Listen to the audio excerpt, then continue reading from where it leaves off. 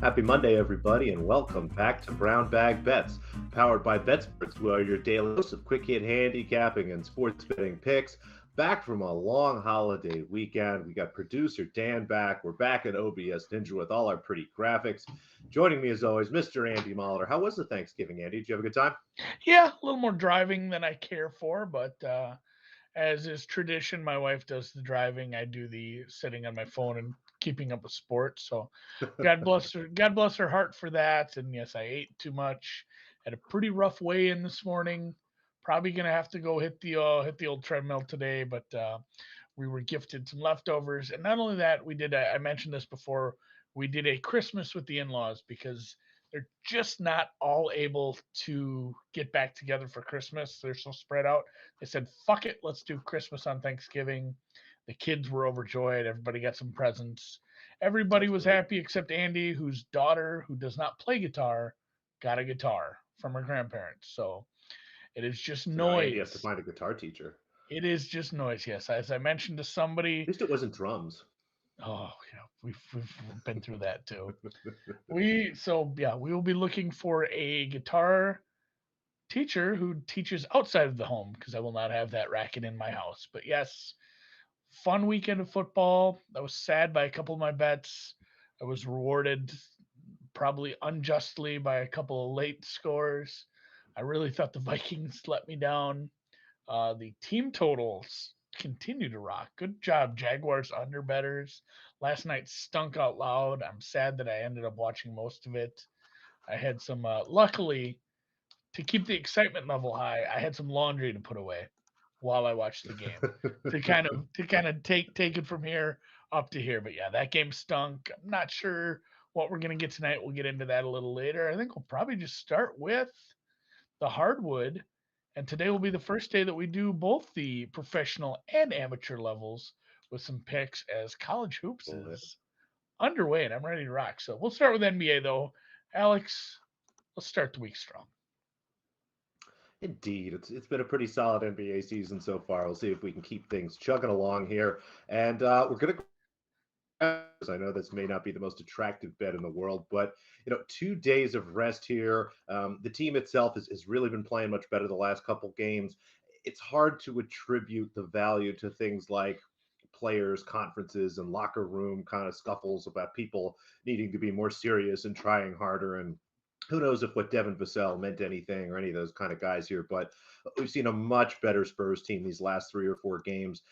The guards look a lot more comfortable. The rotations are a little more solid. The shooting has gotten better. They have 2 days to prepare here for a Wizards team that's just in a really tough spot. It's a 3-4 for them. I don't believe it's a back-to-back, but honestly, it might be. I forget. It is the last game of a road trip for them before they go home for a couple big in-conference games. So a little bit of a look-ahead spot here. The Spurs are ready, waiting, rested. Really like this. I have this Wizards by 1, so happy to grab the 3.5. But if this drops below 3, maybe pass, maybe play a smaller play, kind of on the money line there. I still think there's a good shot at Spurs winning, but I really like this 3 or 3.5. And then a couple team totals. Team total's been doing pretty solid for us. Going to grab a Rockets team total under here. Again, this is a bet I think I made at least once a week for the entire season. We'll probably continue to make. It's just the Rockets play at this tremendously fast pace, but despite that fast pace, they really struggle to put the ball in the hoop. I mean, one of the old things, you just keep shooting, and they do keep shooting, but it doesn't really keep going in anyway. So, despite again that really high pace, which I think is throwing some of their numbers in particular out of whack, it's a really inefficient offense. They've really struggled. They go up against an Oklahoma City team tonight that is actually happy to kind of control the pace, keep things slower. It's a good defensive team. Under 108.5 looks great. I have them at like 103. Was tweaking some stuff. The highest I could get it really 104. So 108.5, 107.5. Both of those look good. I think 108.5 is pretty much everywhere. And then Clippers. We're going to take a team total under here on the Clippers. This is a 3-4 back-to-back spot for them. Curious to see who might be checking out here as well. But they play against a team, a very slow-paced team. The Clippers have been a little bit quicker, but in games like this and bad rest spots, I've noticed their pace kind of drop a little bit. They've actually been more willing to kind of pay at the slower pace of the teams they're facing. So expecting a slow, kind of ugly game here tonight. I think the Clippers can win. I think they can cover, the big number that we see out there. they're 6.5-point favorites here over the Pelicans. I've seen some money come on the Pelicans. So actually, that was 9 yesterday. That's quite a big move. Congrats to Pelicans bettors who grabbed 9 or 8 yesterday. But it's just a really nice spot here. It should be a slow, ugly game. This Clippers total, I have at 106. So 109.5, 109, 108.5. Under those, all look pretty good. So a 2-team total unders for us and a spread. I like that. And, they do say, as I'm still stuck in the Rockets, you miss 100% of the shots you don't take. But the Rockets also miss 56.5% of the shots they do take. So I'm fine with that. I went and looked. Yeah, they're averaging like 102 or something on the season. That does seem a little high despite the pace. That's my favorite one. Yeah. I think out of the I 3, like what Brett says here too. That Houston themselves aren't playing fast, but teams are having so much success against them, they're just running up. Oklahoma City is not going to do that tonight, so that's from Brett there. yeah, that's a good point too. Doing it as far as what do you call it? Opponent adjusted, whatnot, and all that. I get where you're going. So, college hoops. I said, hey, we're gonna have college hoops on Monday. Like, I'm back. I'm gonna be betting college hoops. And then I realized like Monday's the worst. Monday's the shortest slate. Honestly, sometimes Sundays are. There are some bad Fridays, somewhat scattered It's throughout no the season, Saturday, but that's for sure. Mondays are always there are times where there are only like 8 games on a Monday. It is usually bad. It's a weird Monday to start with. It's not going to be the Zags minus 31, although Jesus, God help some of these poor teams that do have to play them in conference. Going to a state that's been in the news a little. Also, yeah, you mentioned Oklahoma City. Lincoln Riley's been in the news. I'm sure some poor sap out there is trying to figure out who this Norman character is that Lincoln Riley's apologizing to. But I will be looking at a crosstown battle. This is actually not in Tulsa's arena. They're going to be playing Oral Roberts. I'm taking Tulsa. You can get a +2 here if you're risk averse. I'm not going to lay the juice with this one. This is a road game at Oral Roberts, but if anybody who digs deeper into the college, which I'm not 100% sure. I knew this off the top of my head until I looked at this one. Oral Roberts is in Tulsa. This is, like I said, this is a crosstown battle. Not a big travel spot. Coming off a few days rest. Both teams did play Friday, which is kind of a goofy spot.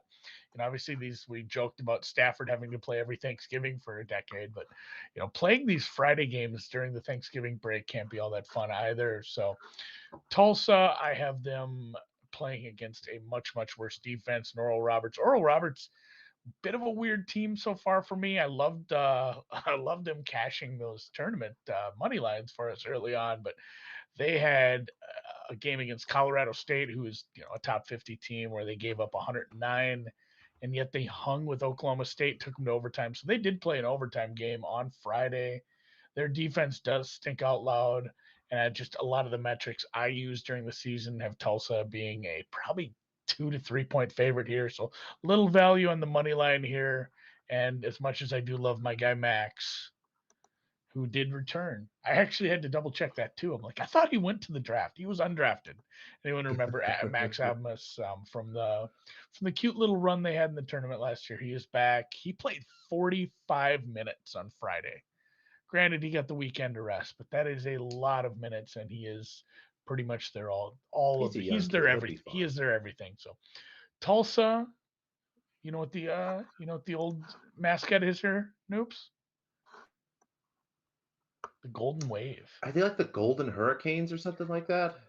I think it Or is used that to be Tulane? Golden I think Hurricanes. I'm Tulane. Tulane's the Green Wave. This is the Golden Eagles? That's right. Some sort of weather event. Ken Palm says Golden Well, I don't Eagles. know. You I asked thought me. it I was figured Golden you'd know. Hurricanes as well. Yeah, I know. I'm gonna have to double check into this. Oh, Oral Roberts is the Golden Eagles. One of those schools where they have 2 mascots, like the Stanford Cardinal, and they have the tree. Looking at the wrong page. Golden Hurricanes, Golden Eagles, battle for the Golden Cup, Tulsa happening. It's all happening tonight. A lot of excitement in Oklahoma. But we'll move to our nation's capital, where they're going to be playing on much worse conditions, just because I don't even know if there's weather. It's just a bad field. Like, this is just historically a bad field there in Raljan, and we've got a bad game. Seattle, Washington, a pick 'em. I know some places are hanging Washington -1. This total did get bet up a little. I wanted to say it was a 50 or excuse me, a 45-ish early on. It got bet up a little, 47, maybe a little buyback there. I kind of almost had a case for this over. I just couldn't quite pull the trigger on it. We'll do some first touchdown scores. I have some prop bets. I don't know. Do you have a take on this at all? Find something else to do. Spend some time Yeah. with your family. Find something interesting to do with your leftovers. I agree. This game could end up being kind of a glorious disaster of points, if you will. Some couple fumbles, but it just looks like two teams are going to run the ball on 1st and 10, and then we're just going to watch 3rd and long over and over and over again. It just, I mean, it's. Can you see any other group here? I mean, I haven't watched a ton of Washington football, but the little bit I have watched, they're happy to kind of, some quick little stuff to Gibson here and there, maybe McLaurin deep every once in a while, but it's not a dynamic offense. Yeah. Both are very bad defenses. I mean, Seattle gave up like 400 yards to Colt McCoy the other week. They just they can't seem to get the offense moving with even with Russ back here. And then Washington, same kind of thing. Like they had a really nice day against Carolina, but I'm not sure they're a 25-point team all of a sudden. So we'll do a halftime show tonight. We'll hopefully be celebrating a first touchdown score by then. Obviously, last night, if you took a first touchdown score, you did not get to be happy or sad until after halftime. If anyone did take the over, hopefully we're doing it before then, but we'll get into that quick. It was a funky game. I actually didn't end up taking anything. I looked through. Congrats if you did have some Mark Andrews. I'm sure that price was decent last night, but just a mess of a game. Tonight, again, it's hard to kind of figure out what's going to happen here. It's a lot of just running back centric play. Antonio Gibson sits at the top of the market. It's kind of hard to figure out which, honestly, Seattle running back, whether it be Alex Collins or even DJ Dallas, is going to get most of the carries here tonight. But starting at the top of the market, very rarely, Andy, do I grab a name that's basically in the top two. DK Metcalf is 8-1 at a bunch of places, and I think he should be like 4-1, 5-1 here. Washington has just had some trouble in the secondary. Metcalf has been getting a ton of attention these last couple of weeks. Everybody thinks of Tyler Lockett. He's a very good receiver, but doesn't get the ball very much, if at all, in the red zone. Just very sparse targets for him. They really focus on DK Metcalf, and they also focus on the tight ends there. Gerald Everett's, you look at most of his targets are inside the 20 and inside the 10. Will Dissly as well. Again, somebody that doesn't play a lot, but comes in on red zone packages, the blocker to run, and then gets used kind of in a lot of play action stuff. Again, as they get closer to the end zone, both of those guys. So Seattle pass catchers here. We'll go with Metcalf 8-1. Again, arguably the best wide receiver in the league, let alone who's going to be on the field tonight. Everett and Dissly. And then for our Washington Redskins, we'll grab the quarterback here, Tyler Heineke. He is in the Redskins in terms of carries inside the 20 and carries inside the 10. Kind of interesting to see that. Again, not a ton of design stuff, but they are using him. They're giving him a lot of opportunities to move around. He's been very good with his feet here. So a nice chance he could run it in. And we didn't take Russell Wilson, Andy, because he only has one rush all year inside the 20. They've been really careful with him, trying to preserve him from an injury perspective. So not even FOMO enough for me to get to bet Russ. He was like 20-1, 25-1. Again, it's been tough for me to check out, so I'm not in Pennsylvania this week. So if you do find something on Russ, 30-1, 40-1, maybe sprinkle that a little bit, but not something that I was seeing. And then we're going to grab Bates here. Jeffrey Bates, I believe it's Jeffrey Bates, is the tight end for the Washington Redskins. It started off Logan Thomas. He's on the IR. Ricky Seals-Jones, doubtful tonight. Looks like he's going to be out. And when they get into the red zone, the tight end, the way the offense is designed for Washington, the tight end soaks up a bunch of targets. Ricky Seals-Jones, I mean, even in his little bit of, he's missed a couple weeks already, as I think only 1 or 2 targets behind McLaurin there for red zone targets. So happy to grab him as well. So Metcalf, sorry, apologies, DK, I missed the T. 8-1 at the top of the market. Heineke, Everett, Dissly, Bates. I know you Freudianed your way into saying Redskins like 3 times. Oh, did I? Yeah, you can go regard like somebody. I have no idea. I do. I still do it too. They are the football team now. Maybe they'll have a name next year. Again, apologies to any Native Americans or Native American people with Native American family or friends. I still, do my best. I still am on the boat that it should remain football team. I'm not so sure they I should like ever it. have a name. I think I'm just used to it now. So, all right, prize picks entry, couple props I like. We did mention there is a little bit of a problem in the backfield for the Seattle Seahawks. They have multiple injuries. They're down to third, and I mean, one of them was a high enough draft pick, but he's just not any good. But they are down some running backs at this point. Hope they might have to throw the ball. I'm not sure if that's what's going to happen, but I hopefully it's something they can do against a really bad passing secondary, who also lost a key piece at the pass rusher the other week. So Washington is fourth worst in the league as far as yards per game to opposing quarterbacks. I know Russ has been kind of rough the last couple weeks, but they set this at 230.5. I'm closer to 250. I like the Russell Wilson over yardage for passing, especially. I'm kind of leaning towards, despite Seattle being near the bottom of their market and Washington have won a couple games in a row, they're probably nearing the top of their market.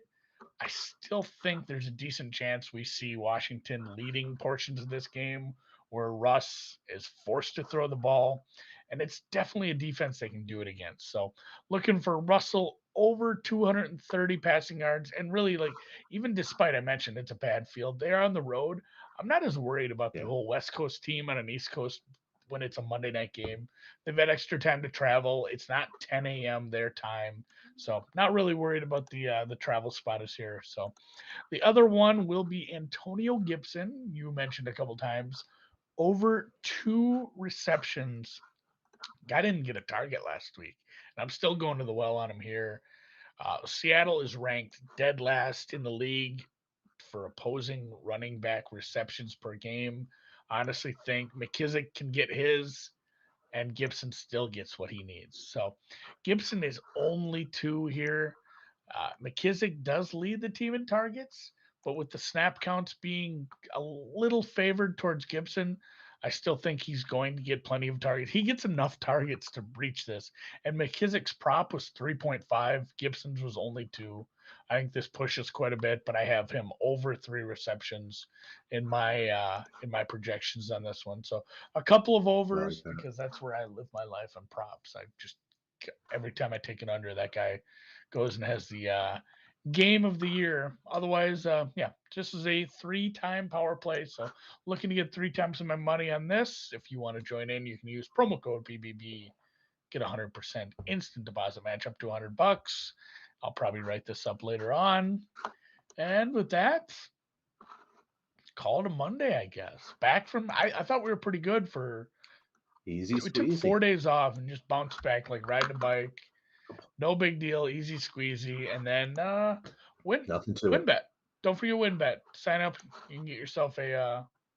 I'm not even sure what their best promo is right now. I think it's still bet one get 100. Like you can bet $1 on your favorite team if you're a new sign up.